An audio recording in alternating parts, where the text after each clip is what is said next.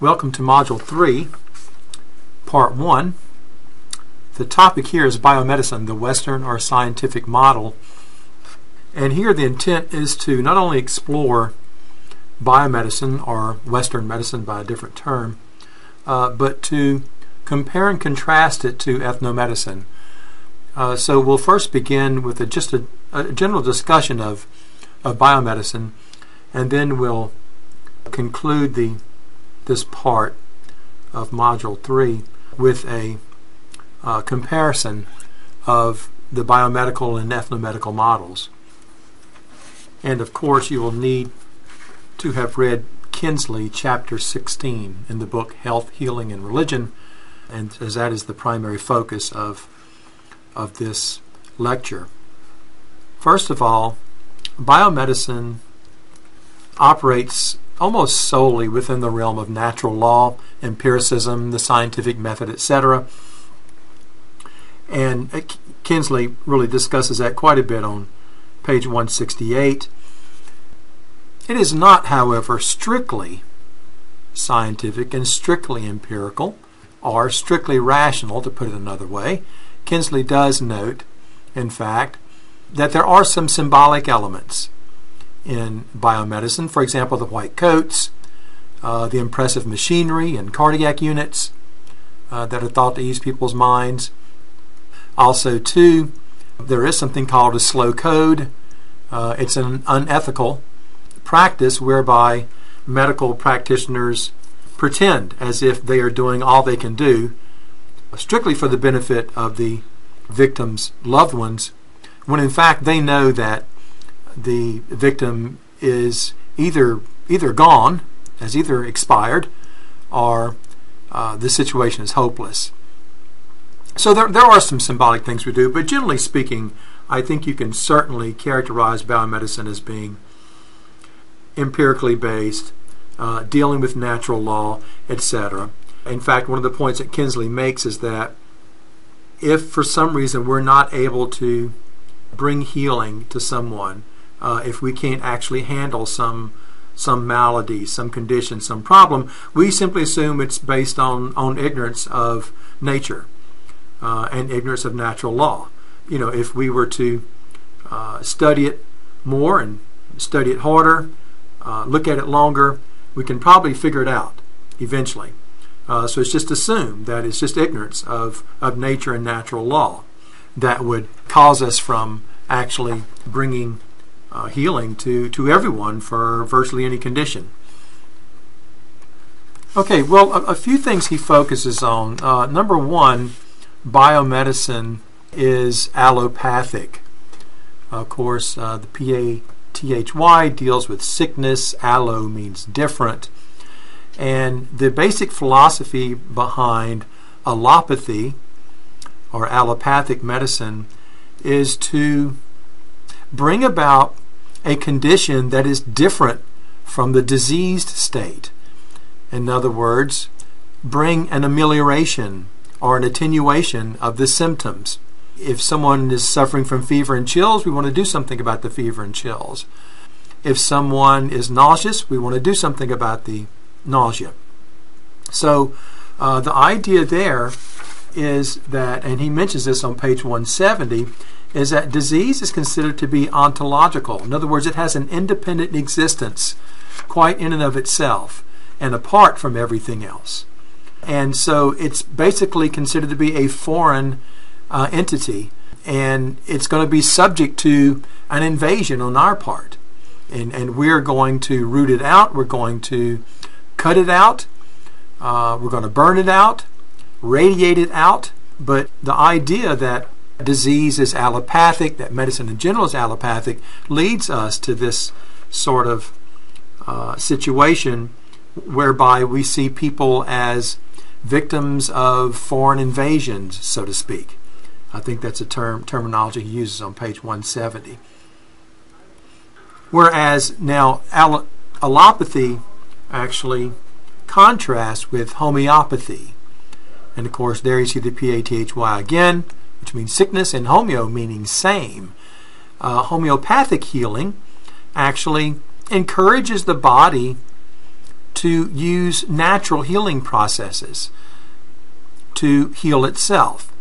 So in a way, fever is good, nausea is good, chills are good.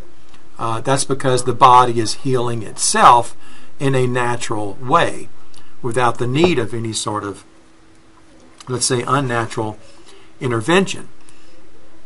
And actually there is something to be said for that. Most any physician will tell you that we are prone to over-medicate ourselves. And in fact, I know personally, now I know this is anecdotal and very personal, but nevertheless, some time ago, some years ago, I just stopped taking cold medicines and medicines for flu and things of that nature because I felt as if these things were just prolonging my sickness. I would just take my medicine, so to speak, symptomatically and let the symptoms run their course. And it seemed like to me I got through these things a lot quicker. And I ran this by my physician, and he said, yes, there's something to be said for that. Okay, the second point Kinsley makes is that modern medicine is mechanistic.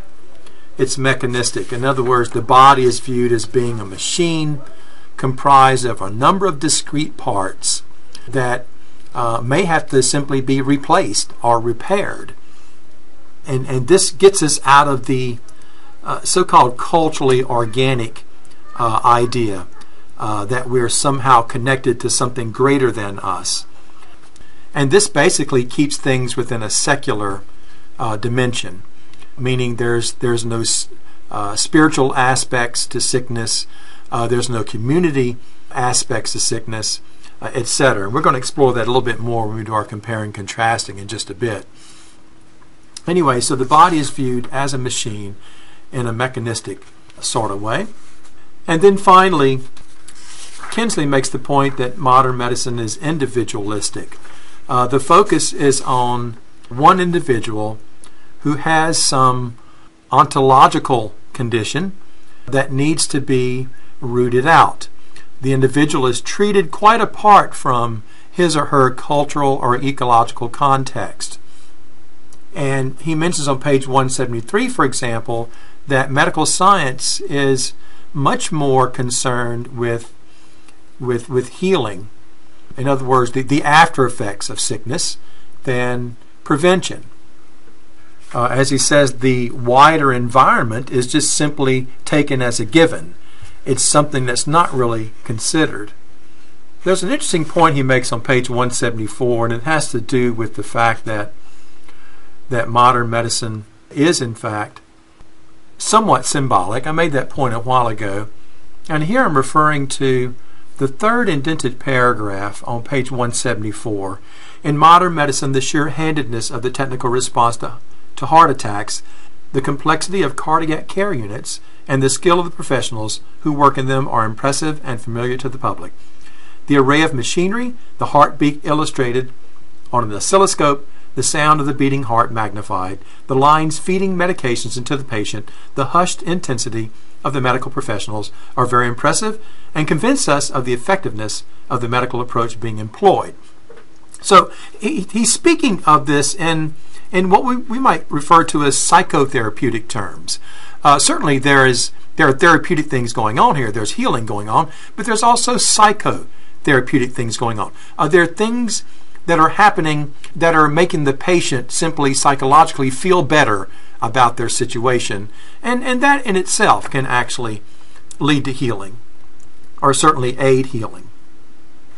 Okay, and then finally, you're going to see a chart here that's going to pop up where I have compared and contrasted biomedicine and ethnomedicine. And I thought we would walk through these item by item. Some of these we've covered a bit already in this short discussion, but I'll just reiterate some of the more important points. First and foremost, biomedicine is highly empirical. It's based primarily on the scientific method, testing, observation, the crafting of hypotheses which are tested, which hopefully later become part of a theory, and if it stands the test of time, then it's considered to be truth, quote unquote, as we know it, at least up to that point. Of course, what I'm describing here is It's just science. So it acts and carries on totally within a naturalistic, materialistic universe. On the other hand, ethnomedicine is somewhat empirical, because after all, tribal indigenous peoples also suffer from burns, and they break bones, and they get headaches and stomach aches and things like that. And basically, tribal indigenous peoples will deal with those issues pretty much the same way we do, in a very empirical way. However, it's also highly traditional, in that you will find lots of analogous types of treatments based on analogy, I should say, are treatments that are popular for mythological reasons and not strictly empirical. Second point, and I've already talked about this, biomedicine is almost strictly allopathic. However, ethnomedicine will be allopathic and homeopathic, and that has to do with the fact that they are acting and practicing an empirical form of medicine from time to time, but also a traditional symbolic form of medicine at other times. Biomedicine is mechanistic. We discussed that, as opposed to being holistic in ethnomedicine. In ethnomedicine, people are treated as if they are part of a group, part of a community. And I'm going to say a little bit more about that below. But people have souls. They're treating not only cells, but they're also treating souls. So there's a sort of holistic kind of orientation to ethnomedical practices that you don't necessarily see in biomedicine. Next, biomedicine is individualistic. We've talked about that. People are treated out of context primarily, whereas in ethnomedicine there's an ecological, sort of group-oriented context of healing.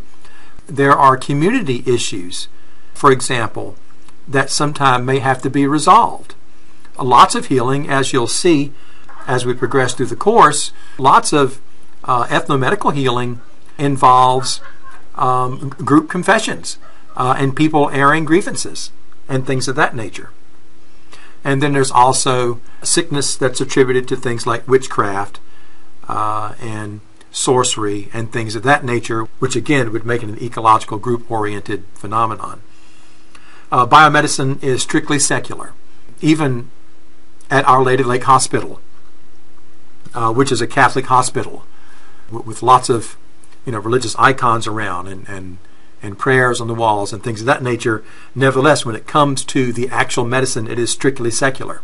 Anything done in a spiritual context is thought to be quite tangential and not to be an inherent part of healing, at least according to biomedicine.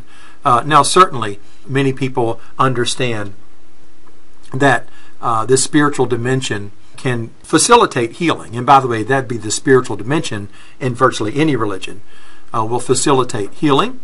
That's true. But as far as the actual healing in sickness, everything is done strictly within a secular context. Now, that's quite different when you get to ethnomedicine. Here, there's a very strong spiritual dimension. In fact, it is thought that spirits can flat out cause sickness.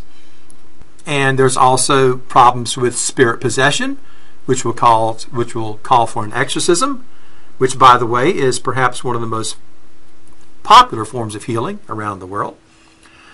There's also moral issues. If a person has breached a taboo, for example, done something immoral, then they can be susceptible to sickness or disease. Now, you also see secular under ethnomedicine, because again, they have everyday maladies that they do deal with as well. Disease is ontological in the biomedical context. We've talked about that.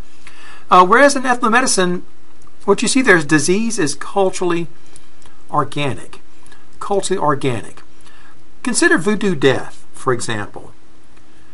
A person will suffer from voodoo death and possibly succumb to voodoo death simply because they are thoroughly entrenched within a specific cultural context.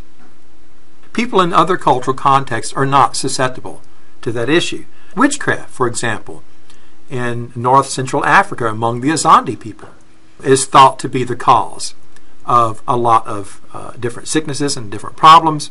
And so again, we have the idea that disease is culturally organic. And that's what I mean by the term culturally organic. Also, too, the group itself in ethnomedical cultural context can be thought to be the cause of sickness, and that is why we may have groups coming together and airing grievances as part of healing. And then finally, specialists in biomedicine are trained in a formal context. I think we're well aware of that.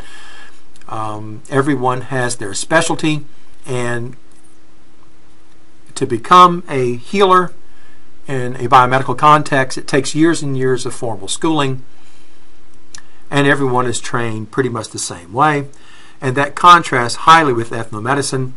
Here you have generalists that are trained in informal context. For example, shamans will sometimes be hereditary. Perhaps a father will pass it on to a son. Or, just by general consensus, a person can be considered to be a shaman. And it also involves years and years of training, but in an informal context. Often a one-on-one context. An older shaman to a young apprentice, for example.